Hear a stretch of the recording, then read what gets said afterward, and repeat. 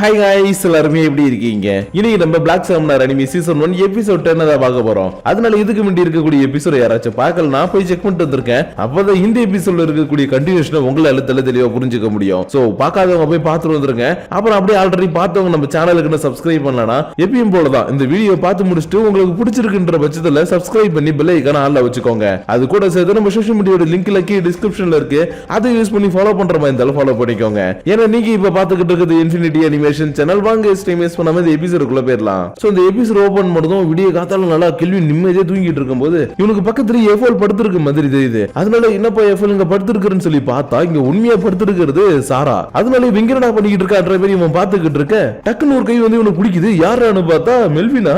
ஆனா நல்ல வேலையா தப்பா எதுவும் நடக்கல. ஏன்னா மெல்வினாவும் சாராவும் நிம்மதியா தூங்கிட்டு இருக்காங்க. அதுலயும் மெல்வினா எனக்கு சாப்பாடு என்ன வேணும், எனக்கு குக்கீஸ் வேணும், எனக்கு பிஸ்கட் வேணும்னு தூக்கத்துல கூட சாப்பிடறத பத்தி யோசிச்சுக்கிட்டு இருக்க திடீர்னு வயிற்றுக்கிட்ட ஏதோ ஒன்று பெருசா நகர்ற மாதிரி தெரியுது. அதனால இது யாரான்னு பார்த்தா அந்த ரியான் குட்டி பொண்ணு இருக்காளியா ரியான் கனேட்டானாலே அவதான் என்னுடைய ஒனிச்சான் கூட தான் நான் தூங்குவேன்னு இவன் கூட வந்து தூங்கிட்டு இருக்கா. அதனால இவளை பார்த்துட்டு சரி ஓகே இவங்க எல்லாரும் என் கூட தான் தூங்கணும்னு ஆசைப்படுறாங்க. ஆனா எனக்கு தான் ஏதாவது எசக்கு புசக்கு ஆயிடுமோன்னு கொஞ்சம் பயமா இருக்குது. இருந்தாலும் இவங்க எல்லாருமே என் கூட இருக்கிறத நினைக்கும் போது எனக்கு ரொம்ப சந்தோஷமா இருக்குதுன்னு ஜன்னல் கிட்ட வந்து பார்த்துட்டு இருக்கும் போதே கரெக்டா கொஞ்சம் கொஞ்சமா விடிய ஆரம்பிச்சிருச்சு. இதனால இன்னைக்கு நல்லா விடிஞ்சதுக்கு அப்புறம் கில்வி வீட்டுல இருக்கக்கூடிய எல்லாருமே பிளாக் நைட் ஃபாரஸ்ட்ன்ற ஒரு இடத்துக்கு கூட்டிட்டு வந்திருக்கான். இருந்தாலும் இந்த இடத்துக்கு எதுக்காக சர்வன்ஸ் கூட்டிட்டு வந்திருக்கான்னு இவங்களுக்கு தெரியல. அதனால இதுக்குப்பா கேள்வி எல்லாம் கூட்டிட்டு வந்த இந்த இடத்துல எக்கச்சக்கமான மான்ஸ்டர்ஸ் எல்லாம் இருக்குது. அதுங்க கூட உங்க கூட இருக்கவங்க எல்லாம் சண்டை போட்டு நிறைய பாயிண்ட்ஸ் எல்லாம் இன்க்ரீஸ் பண்ணிப்பாங்க. பட் எங்களை மாதிரி சர்வெண்டா இருக்கிறவங்க எல்லாம் எதுக்குப்பா கூட்டிட்டு வந்திருக்குன்ற மாதிரி கேட்கவும் அதுவாங்க அவங்க வீட்டுக்கு வெளியில என்னதான் மெட்டல் கோலம் நெத்தி வச்சிருந்தாலும் ஏதாச்சும் ஒரு பிரச்சனை வீட்டுக்கு வருதுன்னா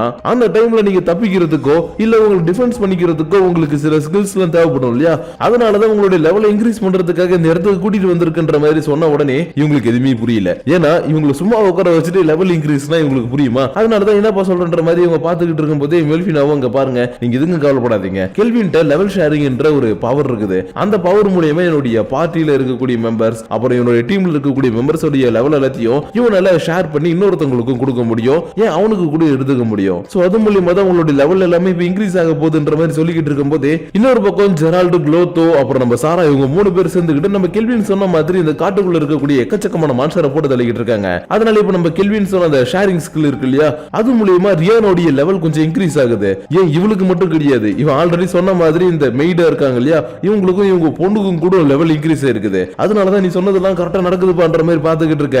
அது பக்கம் மாஸ்டர் கூட சண்டை போட்டுட்டு இருக்கவங்க போர் அடிக்குதுன்னு இவங்களுக்குள்ள ஒரு போட்டியை வச்சுக்கிறாங்க. என்னன்னா ரொம்ப நேரமா ஒன்னா சேர்ந்து சண்டை போட்டுட்டு இருக்காங்க இல்லையா அதனாலதான் தனித்தனியா போயிட்டு இங்க இருக்கக்கூடிய மாஸ்டர் கூட சண்டை போடலாம், யார் அதிகமான மாஸ்டர் கொண்டு இருக்கிறான்னு சொல்லி இன்னைக்கு ஜாலியா கொண்டாடலான்னு இவங்க மூணு பேரும் தங்களுக்குள்ள ஒரு சின்ன போட்டியை வச்சுக்கிட்டு மாஸ்டரை கொள்றதுக்காக வெறி கொண்டு ஓடிக்கிட்டு இருக்க. இன்னொரு பக்கம் இந்த காட்டுக்குள்ள இருக்கக்கூடிய ஏதோ ஒரு மான்ஸ்டர் இவங்களை நோக்கி வேகமா ஓடி வர மாதிரி எஃப்எலுக்கு தெரியுது. ஏன்னா இவங்க கிட்ட ஃபால்ஸில்ன்ற ரொம்ப தூரத்துல இருக்கக்கூடிய விஷயத்தை பார்க்கக்கூடியது அப்புறம் கரெக்டா குறி வச்சு அட்டாக் பண்ணக்கூடிய ஒரு ஸ்கில் இருக்குது. அதனாலதான் இப்ப இவங்களை நோக்கி என்னடா வேகமா வந்துட்டு இருக்குதுன்றத பார்த்ததுக்கு அப்புறம் இங்க பாருப்பா நம்மள நோக்கி ஒரு பிளாக் ஷேடோ உல்ஃப் வந்துட்டு இருக்குன்ற மாதிரி சொல்லவும் இவன் உடனே ரியான் கிட்ட எப்பா உனக்கு டாக்ஸ்னா பிடிக்க மாட்டற மாதிரி கேட்டுட்டான். ஏன்னா உல்ஃபும் டாக்கும் ஒரே மாதிரி தானே. அதனாலதான் உனக்கு டாக்ஸ்னா பிடிக்க மாட்டற மாதிரி கேட்கவும் எனக்கு ரொம்ப பிடிக்கும் ஆனா என்ன இது வரைக்கும் நான் தொட்டு கூட பார்த்தது இல்லைன்ற மாதிரி சொல்ல சரி ஓகே இன்னைக்கு நம்ம டாக வீட்டுக்கு கூட்டிட்டு போலான்னு கரெக்டா அந்த உல்ஃப் இவங்களை அட்டாக் பண்ண வர நேரத்துல இவனுடைய கிராவிட்டி மேஜிக்கை வச்சு அட்டாக் பண்ணப்போ இதோட ஹெச்பி எல்லாம் கொஞ்சம் கொஞ்சமா குறைய ஆரம்பிச்சிருச்சு. அதாவது குளோத்தோ பிடிக்கிறதுக்கு எப்படி ஃபர்ஸ்ட் அதோட ஹெச்பி காலி பண்ணணும் அதே மாதிரி இதோட ஹெச்பி காலி பண்ண கொஞ்ச நேரத்துல ஐயா சாமி என்ன விட்டுடுங்க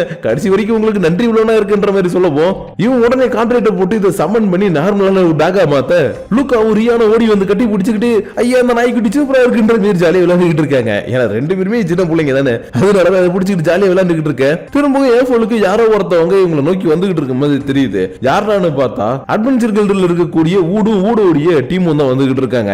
அதாவது நம்ம ஹீரோவுடைய லெவலுக்கு இப்போதைக்கு அட்வென்ச்சர் கில்ட்ல மரியாதை இருக்கக்கூடிய ஒரு ஆள்னா இந்த ஊடு தான். அதனாலதான் ஊடு இந்த பக்கம் வந்துகிட்டு இருக்காரு. அது ஒரு டீம் கூட சொல்லுவோம். இவங்க எல்லாருமே டக்குனு நார்மலா இந்த இடத்துல பிக்னிக் வந்த மாதிரி ஜாலியா உட்காந்துக்கிட்டு இருக்க. ஊடும் பார்த்துட்டு எப்பா என்னப்பா பண்ணிக்கிட்டு இருக்க இந்த ஃபாரஸ்ட் மான்ஸ்டர்லாம் இருக்கக்கூடிய ஃபாரஸ்ட் உனக்கு தெரியும்ல அப்படி இருக்கும்போது இங்க என்னப்பா பண்ணிக்கிட்டு இருக்கேன்னு கேட்க அதுவா நான் ஜஸ்ட் இங்க என்னுடைய வீட்டுல இருக்கவங்க கூட்டிட்டு வந்து பிக்னிக்காக வந்திருக்கின்ற மாதிரி சொல்லிக்கிட்டு இருக்கப்போ ஊருடைய டீம்ல இருக்கவங்க இருக்காங்க இல்லையா அவங்க எல்லாரும் வயிற்றுச்சல்ல இருக்கிறாங்க. ஏன்னா இவங்க டீம்ல ஒரு பொண்ணு கூட கிடையாது. ஆனா நம்ம ஹீரோவுடைய டீம்ல வளைச்சு பொண்ணுங்களா இருக்கிறாங்க. அதனாலதான் இவங்க வயிற்றுச்சல்ல பாத்துக்கிட்டு இருக்கும் போதே ஊடும் என்னப்பா இது உன்னோட டீம்ல புது மெம்பர்ஸ் எல்லாம் சேர்த்துக்கிட்டு இருக்க இவங்க எல்லாருமே அட்வென்ச்சர் கில்ட்ல ரெஜிஸ்டர் பண்ணிட்டேன்ற மாதிரி கேட்கவும் இல்ல அப்படிலாம் இல்ல இவங்க ரெண்டு பேரும் என்னுடைய மெய்டா இந்த இடத்துல ஒர்க் பண்ணிக்கிட்டு இருக்காங்க. இருந்தாலும் அவங்க எங்க கூட இருக்கிறதுனால அவங்களும் ஒரு அட்வென்ச்சர் மாதிரி தான் சொல்லிக்கிட்டு இருக்கும் போதே மெல்வினாவும் ஆமாமா அவங்க கூட சேர்ந்து நாங்களும் தான். ஏன்னா நான் இப்ப இப்பதான் புதுசா உங்களுடைய டீம்ல சேர்ந்தேன், என்னுடைய பேரு மில்லுன்னு சொல்ல ரியானும் தன்னை தானே இன்ட்ரோடியூஸ் பண்ணிக்கணும்ன்றதுக்காக உங்களுக்கு எல்லாருக்கும் வணக்கம், நான் கெல்வினுடைய லிட்டில் சிஸ்டர் ரியான்னு சொல்லிக்கிட்டு இருக்கேன். ஊடுடைய டீம்ல இருக்கிறவங்க லிட்டில் சிஸ்டர் கூட அழகா தாண்டா இருக்கிறா, இவனுக்கு எங்கேயோ பெரிய மச்சம் இருக்குறான்ற மாதிரி ரொம்பவே வைத்திய எரிச்சல்ல பேசிக்கிட்டே இருக்கவும் ஊடு உடனே இங்க பாருங்கப்பா, என்னப்பா நம்ம இந்த இடத்துக்கு வந்திருக்கிறது ரேங்க் இன்க்ரீஸ் பண்ணி பி லெவலுக்கு போறதுக்கு தான், அதை விட்டுட்டு எதுக்குப்பா இப்படி பேசிக்கிட்டு இருக்கீங்கன்ற மாதிரி கேட்கவும், ஏ உனக்கு என்னையா, உனக்கு புள்ள குட்டி குழந்தை எல்லாமே இருக்கிறாங்க, நீ சந்தோஷமா இருக்கிற, நாங்களா ஒண்டி கட்டையா, எங்களுடைய வழி என்னன்னு உனக்கு தெரியாதியான்னு இவனுக்கு எல்லாருமே கத்திக்கிட்டே ஓட ஆரம்பிக்க ஊடு டே இருக்குடா நம்மளுக்கு இன்னைக்கு ரேங்க் ப்ரமோஷன் இருக்குதுன்னு சொல்லிட்டு பின்னாடியே கத்திட்டு போயிட்டு இருக்கான். ஆனா இவங்க போன கொஞ்ச நேரத்துல மான்ஸ்டர் கூட சண்டை போட போன 3 பேர் இருக்காங்களே அவங்க எல்லாரும் திரும்ப வந்துட்டாங்க. ஆனா இவங்க வரும்போது தான் கரெக்டா ஊடுடைய டீம் இந்த இடத்துல ஓடி இருப்பாங்க. அதனால என்னப்பா அது ஊடுடைய டீம் இந்த பக்கம் வந்தாங்க ஓடிக்கிட்டே இருக்காங்க, என்ன ஆச்சு அப்படின்ற மாதிரி கேட்கவும் கெல்வினும் அவங்க இந்த இடத்துக்கு ரேங்க் ப்ரமோஷனுக்காக வந்திருக்காங்க பண்ற மாதிரி சொல்ல இவங்க எல்லாரும் ஐயோ போச்சேன்ற மாதிரி பாத்துக்கிட்டு இருக்காங்க. ஏன்னா இவங்க 3 பேரும் தான் போட்டி போட்டுக்கிட்டு இந்த காட்டுக்குள்ள இருக்கக்கூடிய மான்ஸ்டர்ஸ் எல்லாத்தையும் போட்டு தரலாங்க இல்லையா, அதனாலதான் இவங்க போச்சேன்ற மாதிரி தலை சொரிஞ்சுக்கிட்டு இருக்க எஃப்யூலும் ஆமா கெல்வின் இந்த இடத்துல ஒரு மான்ஸ்டர் கூட இல்ல, இவங்க எல்லாத்தையும் போட்டு தள்ளிட்டாங்கன்னு சொல்லவும் இன்னைக்கு ஈவினிங் ஆகிறதுக்குள்ள டக்குன்னு போயிட்டு கூட பார்த்து மன்னிப்பு கேட்டுட்டு இருக்கிறான். ஏன்னா நம்ம குரூப் ஒரு ரேங்க்ல இருந்து இன்னொரு ரேங்க் கூட்டிட்டு போறது எந்த அளவுக்கு கஷ்டமான விஷயம் எனக்கு நல்லாவே தெரியும், அதனாலதான் என்ன மன்னிச்சிடுங்க, நாங்க பண்ண தப்பால இன்னைக்கு உங்களுக்கு ரேங்க் ப்ரமோஷன் கிடைக்கலன்ற மாதிரி சொல்லிட்டு இருக்கும்போது இங்க பாருப்பா ஒரு பிரச்சனை கிடையாதுப்பா, இன்னைக்கு இல்ல இன்னொரு நாள் எனக்காச்சும் போயிட்டு நாங்க ரேங்க் ப்ரமோஷன் பண்ணிப்போம். ஆனா நீ இன்னும் ஏன் ரேங்க் ப்ரமோஷன் பண்ணாம தான் இருக்கிறேன்னு எனக்கு தெரியல, ஏன்னா நீனா இருந்தாலும் சரி உங்க டீமா இருந்தாலும் சரி ரொம்பவே ஸ்ட்ராங்கா இருக்கீங்க, அதனால நீ ஏன் எஸ் ரேங்க் ப்ரமோஷனுக்காக ட்ரை பண்ண கூடாதுன்ற மாதிரி கேட்டுக்கிட்டு இருக்க. இவனுக்கு லைட்டா தூக்கி வரி போட்டுடுச்சு, ஏன்னா ஆல்ரெடி ஏ ரேங்க்ல இருக்கிறதுக்கே இவனை சுத்தி நிறைய பிரச்சனை எல்லாம் வந்துகிட்டு இருக்குது, இதுல எஸ் கிளாஸ்க்கு எல்லாம் போயிட்டானா சொல்லி முடிச்சு விட்டுருவாங்க இல்லையா, அதனாலதான் சரி ஓகே என்ன பண்ணலான்ற மாதிரி யோசிச்சுக்கிட்டு இன்னைக்கு வீட்டுக்கு வந்ததுக்கு அப்புறம் ரியான் கூட சேர்ந்துக்கிட்டு இன்னைக்கு இவன் பிடிச்சிட்டு வந்த அந்த ஒரு ஓனா இருக்கு இல்லையா அதை கிளீன் பண்ணிக்கிட்டு இருக்கான். ஏன்னா இது காட்டுல இருக்கும் போது நிறைய தூசி சகுதி அது இதெல்லாம் விழுந்து விளையாண்டுட்டு இருந்திருக்கும், ஆனா வீட்டுக்கு கூட்டிட்டு வந்ததுக்கு அப்புறம் நல்லா குளிப்பாட்டணும் இல்லையா, அதனாலதான் இதை குளிப்பாட்டிக்கிட்டு இருக்க. இவன் மட்டும் இன்னைக்கு ஊடு சொன்ன விஷயத்தை மட்டும் யோசிச்சுக்கிட்டே இருக்கிறான். ஏன்னா எஸ் ரேங்க் ப்ரமோஷன்ன்றது சாதாரண ஒரு பதவி கிடையாது, இந்த ஹோல் கிங்டமுக்கே ரொம்ப பவர்ஃபுல்லான ஆளா மாறுறதுக்கான அது ஒரு ப்ரமோஷன் லெவல். சோ அதனாலதான் அதுக்கு போறது கரெக்டா இருக்குமான்ற மாதிரி இவன் யோசிச்சுக்கிட்டு இருக்க. ஏ ஃபுல்லோ நீங்க எதை பத்தியும் கவலைப்படாதீங்க, அது நடக்கும்போது நடக்கட்டும்ன்ற மாதிரி சொல்லவும் இவனும் ஆமால அது நடக்கும்போது நடக்கட்டும், நான் எதுக்கு அதை போட்டு குழப்பிக்கிட்டு இருக்குன்ற மாதிரி பேசிக்கிட்டு இருக்கும்போது இந்த ஓனாய் கண்டு தெரிய மாட்டேங்குதுன்னு கொஞ்சம் சினுங்க ஆரம்பிக்கவும் ஹே அலெக்ஸ் கொஞ்ச நேரம் தான் இரு நாங்க உன்னை குளிப்பாட்டி முடிச்சிடறோம்னு ரியான் இதுக்கு ஒரு பேரைய வச்சுட்டா.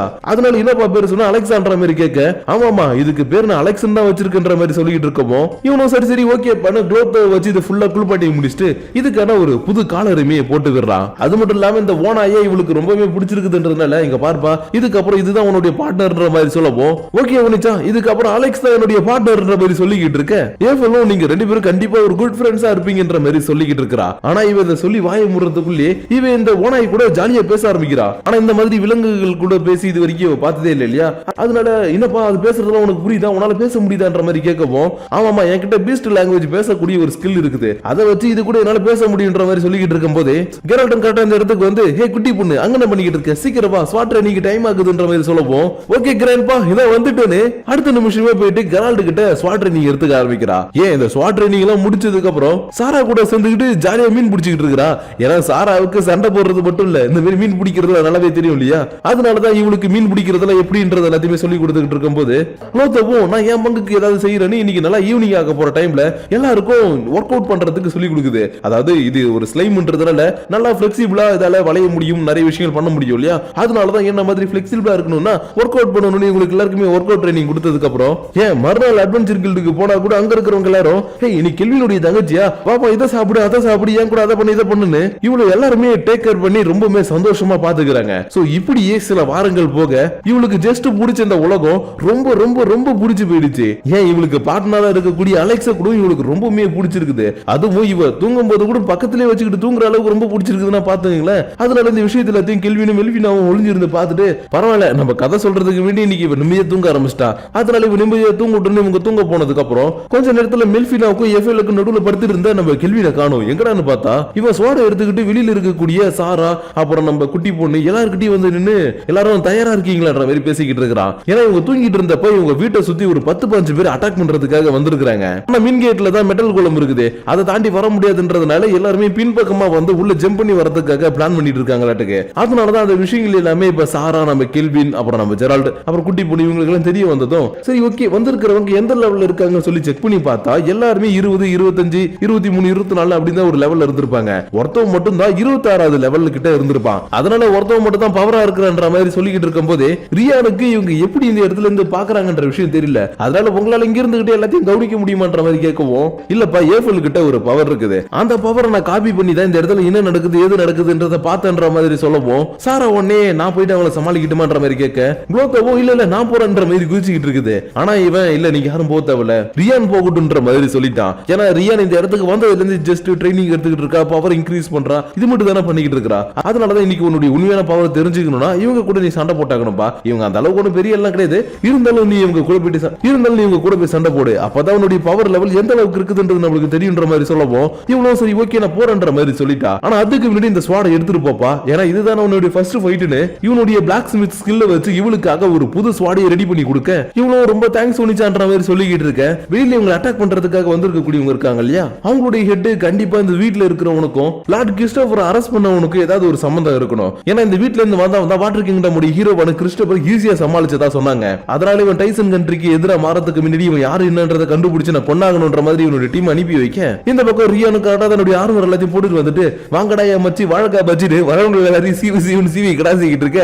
இது எல்லாத்தையும் சாராவும் கெல்வினும் மேல இருந்து பாத்துக்கிட்டு பரவாயில்ல அவளுடைய பவர் லெவல் நல்லா தான் இருக்குது, இன்னும் அவளுக்கு இன்னும் கொஞ்சம் ஸ்வாட் ட்ரைனிங் மட்டும் நல்லா பக்காவா கொடுத்தா அவள் இந்த உலகத்தில் இருக்கக்கூடிய யாராலுமே தடுக்க முடியாத அளவுக்கு ஒரு சூப்பரான ஹீரோவா மாறுவான்ற மாதிரி சொல்லிக்கிட்டு இருக்கும் போதே கெல்வினும் சரி ஓகேப்பா, அவ அடிச்சு போட்ட எல்லாரையும் இந்த இடத்த விட்டு தப்பிக்காம நீ பாத்துக்கோ, நான் போயிட்டு இவங்க எல்லாருக்கும் ஹெட்டா ஒருத்தர் இருக்கா இல்லையா அவனை மீட் பண்ணிட்டு வரேன்னு சொல்லிட்டு கிளம்பி போக, இன்னொரு பக்கம் இந்த கூலிப்படி அனுப்பி வச்ச ஹெட் இருக்கா இல்லையா அவன் என்னடா நம்ம ஆளுங்க போய் ரொம்ப நேரம் ஆச்சு இன்னும் அவங்க கிட்ட எந்த ஒரு மெசேஜ் வரலையே, சரி ஓகே நம்மளே ஃபர்ஸ்ட் மெசேஜ் அனுப்புவோன்னு விசில் அடிச்சு எங்கடா இருக்கீங்கன்ற மாதிரி கேட்க, அவனுக்கு எல்லாரும் பரலோகத்துக்கு போயிட்டு பக்கத்துல ஒரு வாய்ஸ் கேக்குது. என்னடா திரும்பி பார்த்தா கெல்வின் பேய் மாதிரி நின்றுட்டு இருந்திருப்பான். அது மட்டும் இல்லாம இவனை பார்த்த உடனே நீ தானே டெர்மஸ் ஹீரோவை பிடிச்சி ஜெயில அடைச்சதுன்ற மாதிரி கேட்கவும், அப்படியே நீ அவனுடைய ஆளான்ற மாதிரி இவன் வில்லத்தனமா சிரிச்சுக்கிட்டு இருக்கும் போது இன்னொரு பக்கம் இவங்க எல்லாருமே அனுப்பி வச்சு அந்த டைசன் கண்ட்ரி இருக்காங்க இல்லையா அந்த கண்ட்ரியிலே இப்போ ஒரு வட்டமேஜை மாநாடு ஒன்று நடந்துகிட்டு இருக்குது. அப்ப இந்த இடத்துல யாரா இருக்காருன்னு பார்த்தா இந்த டைசன் கண்ட்ரியோட கிங், அப்புறம் டிராகனை கண்ட்ரோல் பண்ணக்கூடியவருடைய பையன் ஆஸ்கார்ட், மிக்ஸ்டு டீமன் ஆர்மி ஜெனரலா இருக்கக்கூடிய ட்ரைஸ்டன்,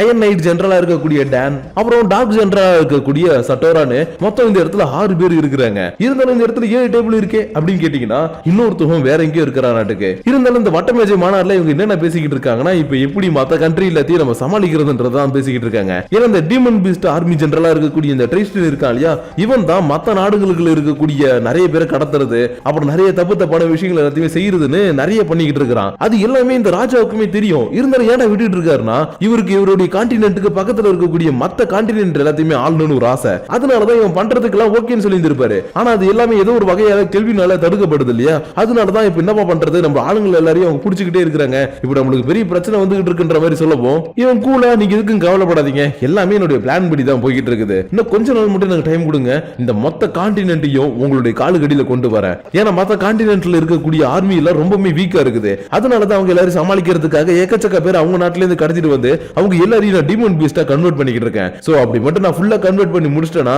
மொத்த நாடி நம்ம கேப்சர் பண்ணிடலாம்ன்ற மாதிரி சொல்லவும் அரசருக்கு கொஞ்சம் சந்தேகமா இருக்குது. ஏன்னா இந்த மாதிரி தான் போன தடவை டயலாக் விட்டான், ஆனா இப்ப எல்லாமே தப்பு நடந்துகிட்டு இருக்குது இல்லையா, அதனாலதான் உன்னுடைய பிளான் சரியா வருமானு எனக்கு தெரியல பண்ற மாதிரி சொல்லிக்கிட்டு இருக்கும் போதே இவருடைய பையன் ஆஸ்கார்டும் இங்க பாருங்க கவலைப்படாதீங்க என்கிட்ட ஒரு பீஸ்ட் இருக்குது, அதை அவுத்து விட்டனா இந்த உலகத்துல இருக்கக்கூடிய எல்லாருமே பஸ்மமாயிடுவாங்க, அதனால நீங்க ஒரு வார்த்தை மட்டும் சொல்லுங்க அதை அவுத்து விடுறன்ற மாதிரி சொல்லிக்கிட்டு இருக்க.